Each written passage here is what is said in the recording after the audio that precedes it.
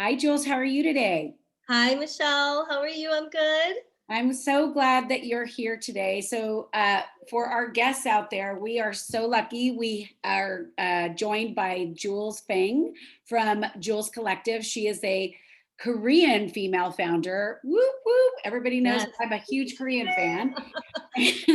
I'm a Korean sister. Yes. And she has so much wisdom to share with us because she's come from, this transition of being a teacher into being a fashion designer and not having necessarily this formal training, but really being inspired to bring this passion forward. So for all of our viewers out there, this is Opportunity Knocks. How amazing is that? Every week, we are joined by a female entrepreneur and we talk about opportunities. That's how clear it is. It's how we make, take, create, and evaluate opportunities. And so, Jules, I'd love to start by actually having you tell them a little bit about yourself and your background and how we came to be Jules Collective. Thank you. I don't know if you just heard my son running across the living room, but he's in the middle of his Zoom classes. Thank you so much for having me. I would love to share my journey with you. You are correct, Michelle. I went from pre-kids to being a teacher to a stay-at-home mom of 11 years. And during that time, at the 11th year mark, I decided that I wanted to get back into the workforce or at least create an opportunity for myself to have something that I treasure, that I can build on and nurture, and just have it be my own creation. And after a couple of experiments and ideas and so forth, I landed on my clothing label. At the time, it was just one label, and it was known as Jules Los Angeles. A lot of us acronymed it as Jules LA.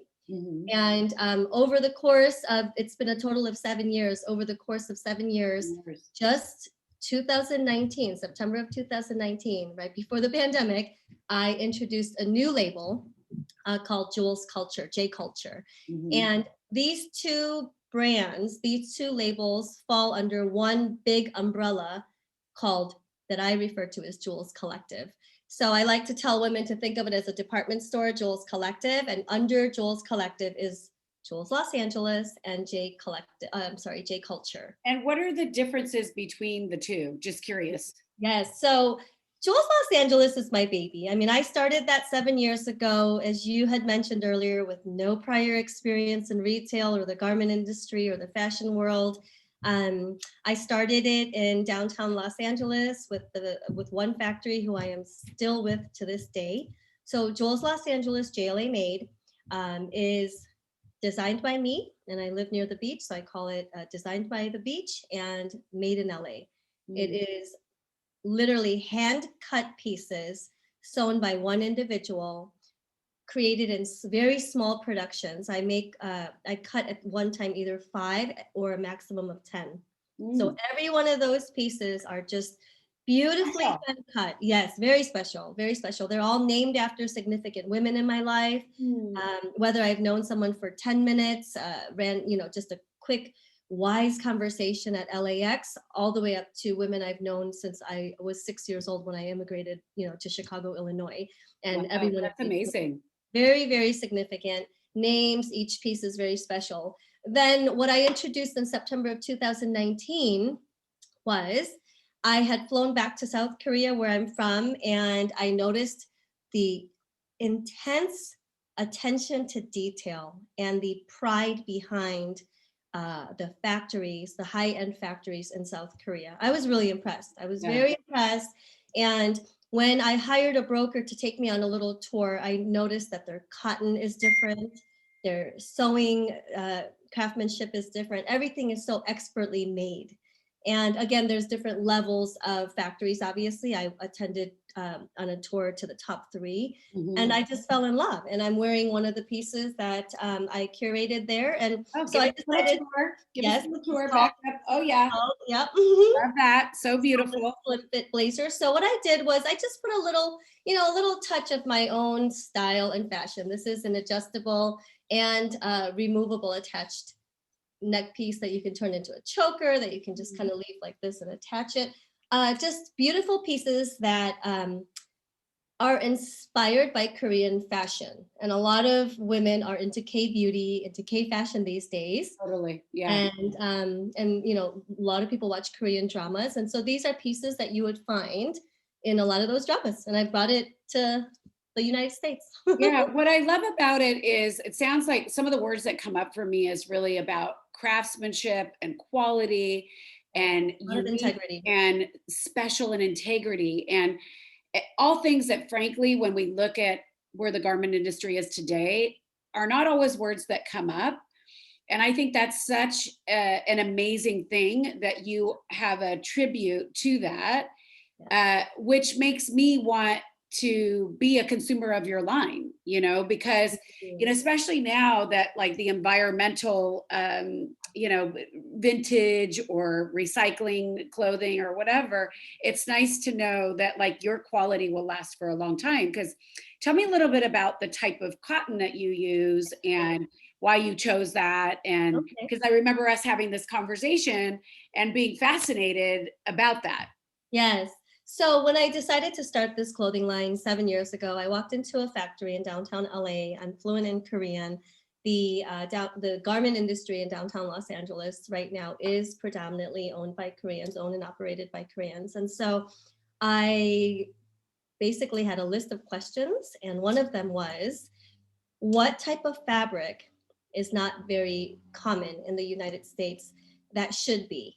And Mhm. that is very, you know, that's very popular in Europe or high-end places in Asia and so forth. And along those conversations, micro-modal lensing. It's not just any kind of modal. It's a certain kind of lensing micro-modal jersey, and it's very luxurious. And it's spun Mhm. from beechwood or bamboo. Oh, very cool. And so, yes, and so it's not your The typical quality is like jersey. really, Yeah, yeah, nice. Yeah. super And soft, soft. and it's a tight, tight yarning. And you know, and so Mhm. when they yarn it and they spin it and they create this fabric, it's a very tight knit fabric. And so the jerseys, that once you feel it, you do recognize that it's different than what we may be used to. Mhm. So they did a lot of the homework for me, and they presented me with 5 or 6 different fabrics, and I chose that one to be my signature fabric. Mhm. Um, what is also unique about the Jules Los Angeles line is that, again, everything is hand cut.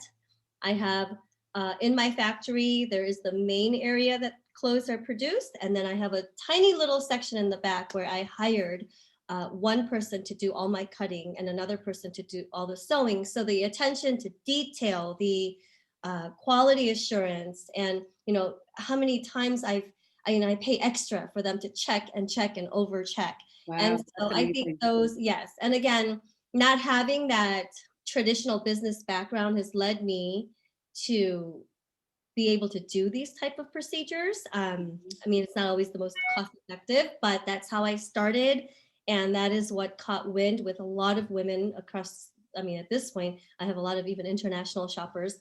But that is the integrity that I've kept going Mhm. for my Los Angeles made line. Again, Jules Los Angeles, JLA made. Now for the pieces that I curate and import, same thing. I made sure that it was from, create everything that I do is from an ethical factory in Seoul, um, small productions, and great craftsmanship as well, expertly crafted. And the cotton quality that I import is, I mean, next level. Their thread count, their minimum thread count, and our what we consider thread count doesn't even line up. The numbers don't even overlap. So Wow. where we are the top thread count, that's where they begin.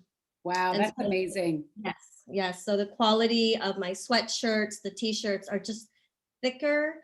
Again, they're just created with a tighter knit. And so you know, sometimes we wear these like t-shirts, and I don't know necessarily that that would ever fly, those type of clothes would ever fly in certain areas of Asia. Exactly. Well, so tell me a little bit about, you know, when you were deciding to launch and how that process went because this is all about opportunities. We want to And give women that are like a snapshot of like I had mm, a choice. Do I move yes, in or not? And what went through your mind and what type of qualities did you tap into to make sure that you could make it happen, you know? Yes, yes. Well, 7 years ago, I was just like any other woman that might be sitting with an idea, that might be sitting with a great idea that you just keep talking about to your girlfriends, or just kind of playing it over and over in your head. And that was me 7 years ago. I wanted to do something. I knew it had something to do with something that I'm passionate about. And I can't say necessarily I was at the time passionate about fashion. I Yeah. wasn't passionate about necessarily a certain kind of clothing. I was passionate about turning my closet into wearable clothes. That was the only Interesting. hang up that I had, and it was the only thing that I was at the time obsessed with, is how do I turn that XYZ top with the leather strap in the back and a low back, open back, Mhm. into something that I can wear today. I'm never going to be able to wear that again, is what I was thinking. And how do I create that amazing sweatshirt with the beautiful drape? But at the time, let's say, for example, it was in tie-dye, and I no longer wanted to wear tie-dye, for instance. And so I just stood in front of my closet, and my mission was, how do I make my closet, my current day closet, wearable? And so what I came up with was to create clothing for me. At the time, I was, let's say, 7 years younger. So I was 39 Mhm. and I was turning 40. And I knew for a fact that I wanted to get out of some of my workout clothes that had become daily wear. I knew that I wanted to start exercising again now that the kids are older. I knew that I wanted to create an opportunity for myself. And like I said, 7 years ago, sitting like many of you, I had an idea. I had a very, very strong conviction that I could do this. However, real life sets in, and then you wonder, well, how do I do this? And Mhm. I think for me, the biggest advice that I have for anyone is to recognize what those opportunities are, and it doesn't have to be perfect. Absolutely. Nothing has to look perfect, and it doesn't even have to feel perfect. It just has to feel right. And Mhm. for me, the right was, did I want to do this? Is it possible? Yes. I mean, to be honest with you, anything is really possible in this day and age, in this world of social media. um, Absolutely.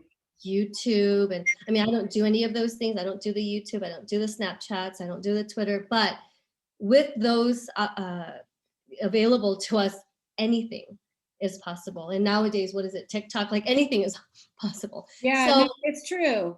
And I think that, you really speak to that don't be stopped by what you think needs to be right. perfect, or what the image is that you're trying to portray, that perhaps it's just about getting started. Yes, Michelle. And when I got started, I'll share a bit of that story with you. I I love had that. 12 different styles. Mm, I had about 10 each. Um, Total production, the numbers was, I think I had 412 pieces for my first quote unquote launch party, which was at a boutique in downtown Manhattan Beach. That was so nice and generous. The two ladies that own it were so generous to host my launch party for me. I did not know how to do Instagram at the time. I did not have an account. All I had was Facebook, and I just put a little invitation on Facebook and said, "Hey, ladies, come join me. I'm launching a little clothing line that I created for myself." And that right there, that first scary step, armed with 412, I mean, that's a lot. At the time, I yeah, didn't that's even a know lot. what that looked like. But I didn't take everything with me, but I took a good amount with me. Threw a launch party for myself. About 120-ish women throughout the evening showed up. And within that time frame, on a Wednesday night from 6 to 9, a couple of like big bloggers came. I didn't even know what a blogger was back Yeah. then, We're like, but what's a blogger? I'm just kidding. right, I had no Sure. idea. They were like, I was trying to tag you on this and this and that, but I can't seem to find your account, and I had no idea what that meant. So again, ladies, I mean, I didn't have a website. And again, this is my journey. Not everyone has to not have a website, right? A lot of women are more prepared. They're a lot more diligent than I had been at the time. I didn't have a website. Um, But that's and actually the beauty of it, is that it didn't stop you. And I right, think your point it is didn't. right. It's like you don't need the website. You don't need the business cards. You don't need any I of did not that. have a It's business just a card for matter of, 2 you years. shared a message. Yes, I didn't have a business. I didn't have business card for 2 years. Keep in mind, I didn't pay anyone to create a logo. My first logo ever was this. It was Microsoft Word, and the Which I font love. is Futura font. Yeah. And I mean, now it's this, and the C stands for collective. But you know, I didn't have any of those things, and just by women supporting other women, just by us even mindlessly or Amen. intentionally supporting other women, the Four Seasons Wailea ended up reaching out to me, and that came about because of two things. One of my friends that came to the launch party bought a few things, and then she was headed to Maui for holiday, because this was in December Yep. 13th. And she was so intentional about wearing my clothing and showing it off to everyone and talking about it as much as she could. And she happened to receive a compliment from the director at the Four Wow. Seasons, Wailea, and she just really marketed me unbeknownst to me. So that was one huge plug that she just on her own. I didn't even ask her to do it.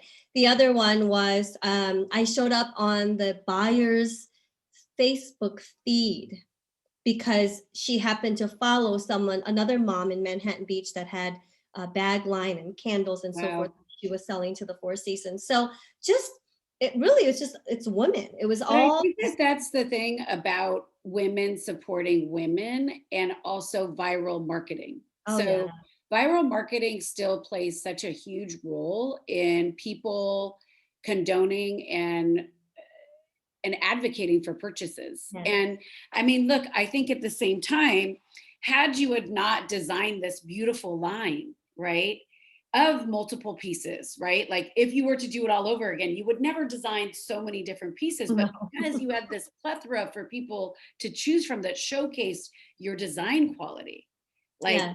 Yeah. it's like those are the lessons we learn as we go along. Oh yes, so many lessons.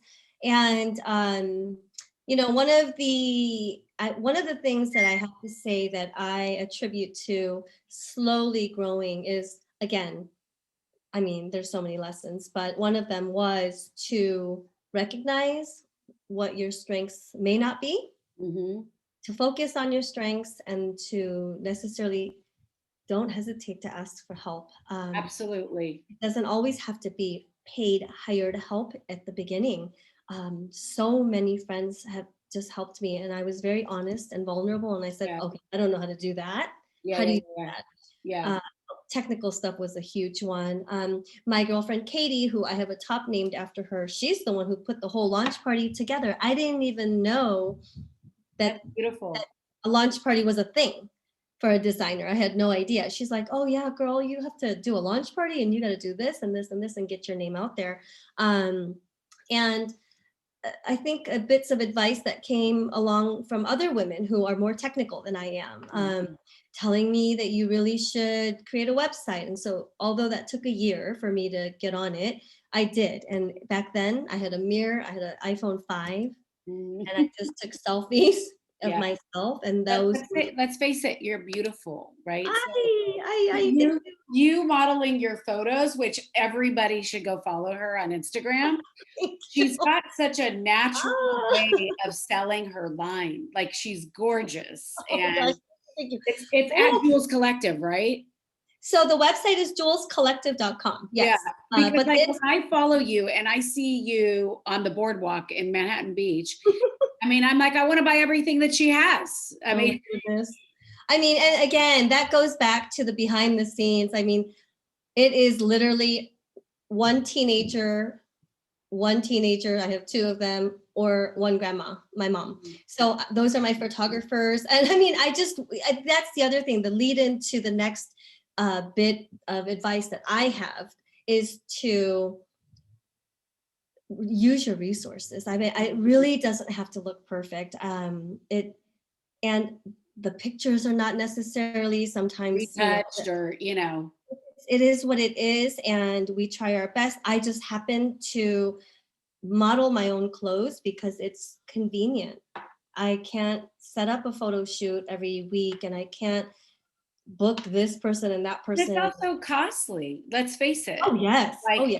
in the beginning, I totally relate and emulate, because people were like, you need content, like for me. And I was like, well, I mean, I guess I could do these tidbits where I give like value like every week, but it wasn't like, there was no marketing plan around that. It was Oh just yeah. like, I was trying to think of ways that I could capture an audience, Yes, and, yes, I still don't retouch the videos. I mean, yes, it's just, yes, how can we do the best we can with the resources we have in yes, front of us? yes. Yeah. And I think the more awareness we have for other women, for our own journey, for other women's journey, I think that is kind of the community that I have been able to just create, give birth to, and then just grow on. And to this day, you talk about marketing. I really don't, I don't market. I've never paid $1 for marketing. I'm very blessed and I'm very fortunate that my followers are also shoppers. Hmm. And so I've never focused on the quantity, the number of followers I have, the comments, the likes. I mean, I could have 20 likes on a post, and I can tell you right now, probably 10 to 12 are actual shoppers. And so for me, it was always about quality.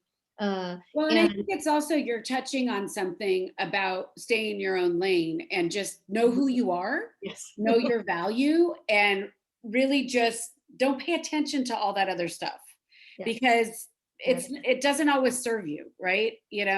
And it's it can get confusing and it can create insecurities and it can, I mean, I've just been blessed because I've kept the everything small. I intentionally don't hashtag or didn't hashtag. I might do it a little bit now, but the whole staying in your lane is not a bad thing. It's not a Great negative. thing. Yeah. Right. It's not necessarily, like, oh, because I have to stay in my own lane because I'm limited. It's not about limitations. It is literally about knowing my audience, knowing myself, knowing what women want to see and want to hear. I have 2 Instagrams because of this, and it gets a little confusing. So I have a group of women who necessarily are not interested in my journey. They are just very highly interested in my clothing. Mhm. So they only follow julesCollective at julesCollective. And that's perfectly fine with me. I have another group of women who may not necessarily be avid shoppers, but they are very connected to my journey. And those women follow me at Jules_Los_Angeles, Jules Los Angeles with the underscores in between. And then of course the bulk of my followers follow both because they shop Jules Los Angeles and then they also follow every little thing that I'm doing. But I think the connection is where I have just flourished as a person. So many lessons to be learned by other women. 98% of my interactions with women have been positive. The 2%, whatever rough moments, where I received a message. I'll never forget it. It was one time only, but I received a message that said, "Are you a garage model?" And it was because I was taking my selfies and my product shots in front of my neighbor's garage because Oh my her God, that garage. is hysterical. Yeah. So, but it was very, she was very, very sarcastic, obviously, Yeah, but, for sure. other than that, I have to say, like I said, 98% of the time, it is so supportive. And I can't get that message out there enough that Mhm. what we do for each other, we are such powerful energies and we have just such powerful frequencies and we really do impact each other. And Well, I think what you're touching on is, because you are that way, your vibe attracts your tribe, right? mm, So so, whatever we put out to the universe does come back to us.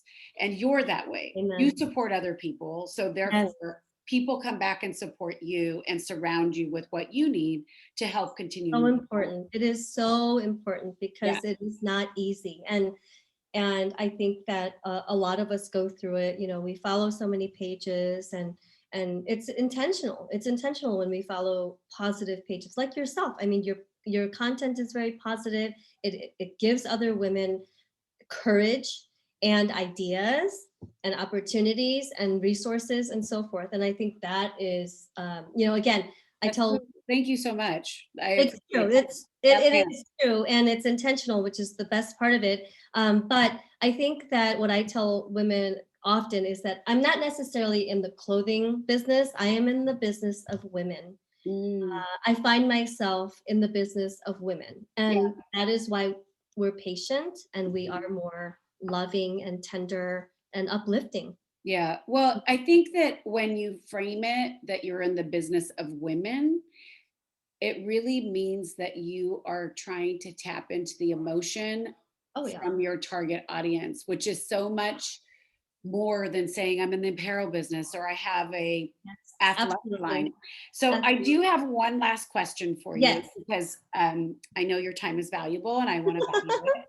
So, I know we were talking about this in all joking that there's, this athlux leisure world or whatever that we're looking for as far as a category. Tell me a little bit about that. And I would love to hear just a little bit more about what you think that is.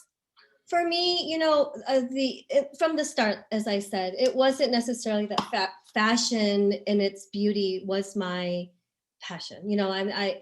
Yes, I observe Fashion Week. Yes, I observe all of those things, but I'm not necessarily somebody who's constantly looking at fashion magazines or constantly scrolling fashion bloggers. For me, it's all about luxury everyday wear Hmm. and mixing and matching. And I am all about the real woman. That's my passion Love right there. that. Yeah.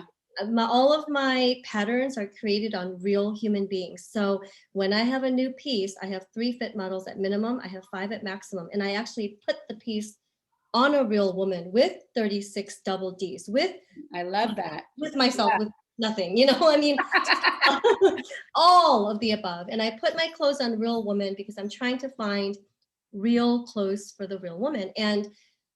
But I want that sexy, I want that cute, I want that chic. And I'm sitting in a chair, I'm just gonna kind of stand up. But this blazer is paired with a camisole, and I'm gonna put this camera down a little bit. I'm wearing my daughter's sweatpants. They're so cute. And I think that's kind of the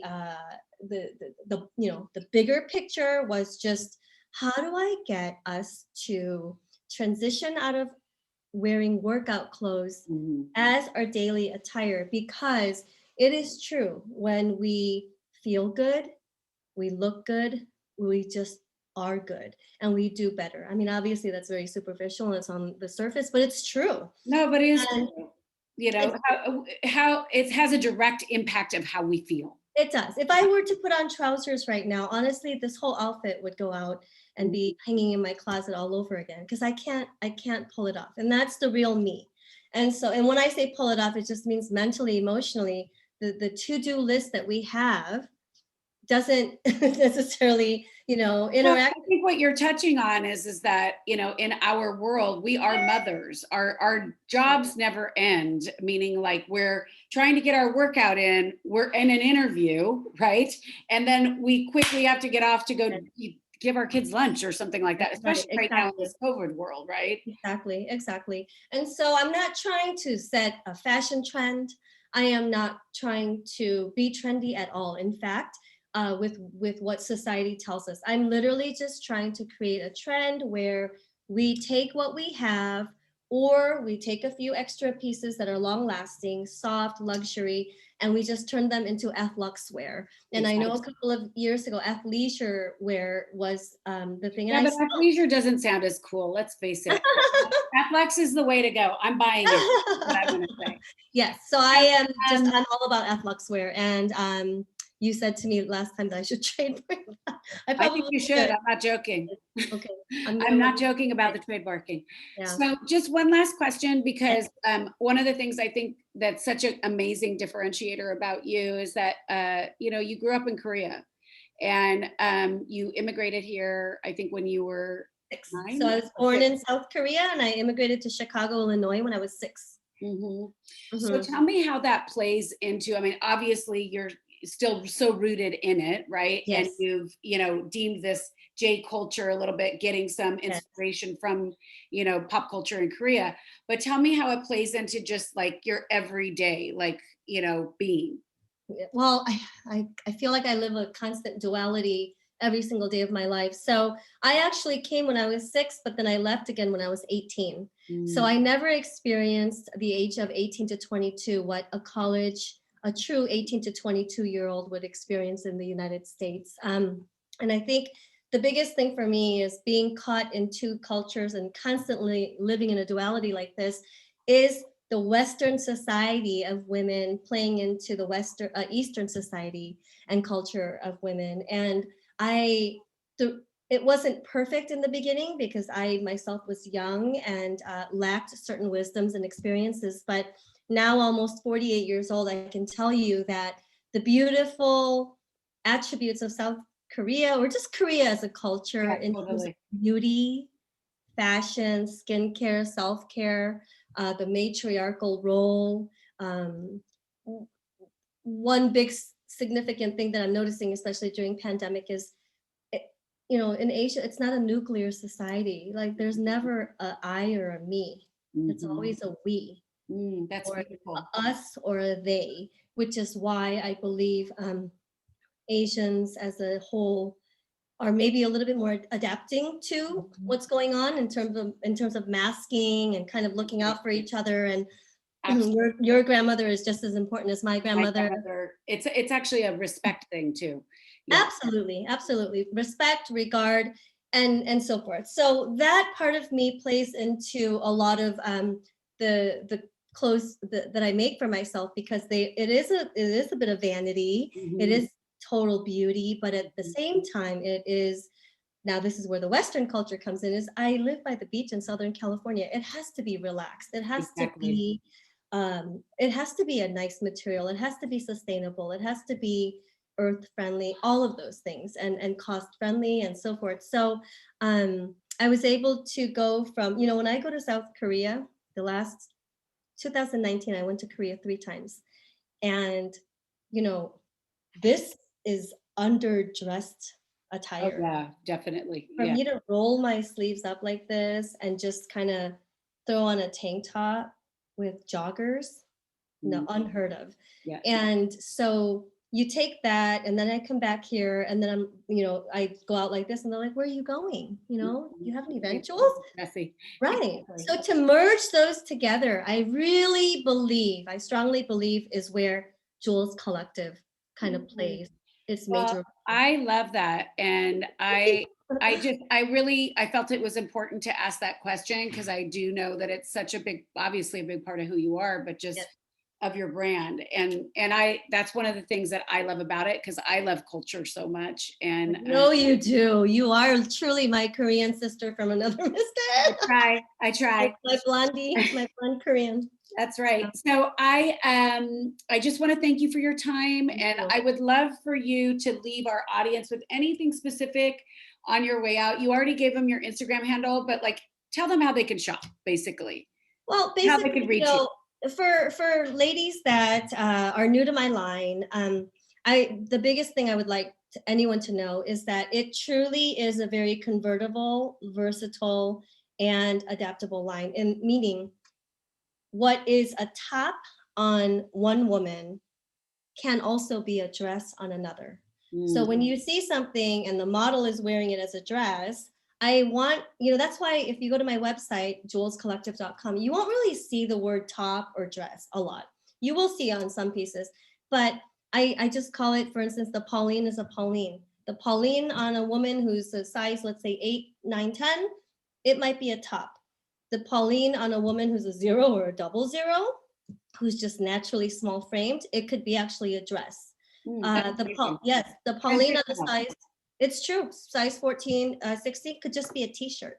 And so that is the one thing. The Sarah Power dress on a lot of women, it's a big, kimono style maxi. I have a woman who's a size 22 who wears it as a tunic, like a little top that comes and covers the behind the booty.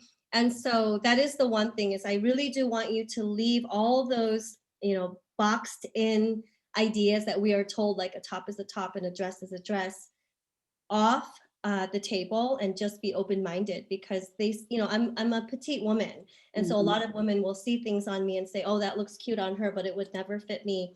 And I want to say 80 to 90% of the time, I prove them wrong. And they end up loving. Yes. Yeah, I love that. It's a think out of the box is really like absolutely. And what just, I and love. no boundaries and no limits. Yeah. You know, if you're someone who's hung up on size, or who's like extra small, small, medium, large, extra large, it means a lot to you. It's going to be a little bit challenging when I hand you something in a medium in one dress, and then I hand you something in an extra small, small. And I get a lot of women who are like, oh my goodness, that will never fit me. It says extra small, small. And I wish, I'm working on this, I wish I could do away with the sizes, because my sizes are not traditional, ladies. Please keep in mind, the sizes are not traditional on my label. You know, the industry just forces me to put a size on it. I am coming up with an idea of just calling it just, I don't know, universal. I think that's what I Yeah, might it have. could be a you. Yeah, big time. Yeah, you So take the C from the collective and you make it a you. absolutely. Ooh, look at you. See, and this is why we need Empower LA. That's right. It's Sisters. true. That's right. So That's a great idea, actually. thank you. Well, Yeah. we will have so much more time to chat. We Oh, will have you back on for Opportunity Knocks thank because you you've so been so much. amazing. I'm just really grateful for your time, and I can't wait to shop the line myself. So Thank you so much, ladies. 감사합니다, Michelle. Thank you. anytime. Alrighty. Bye. Love Bye. you.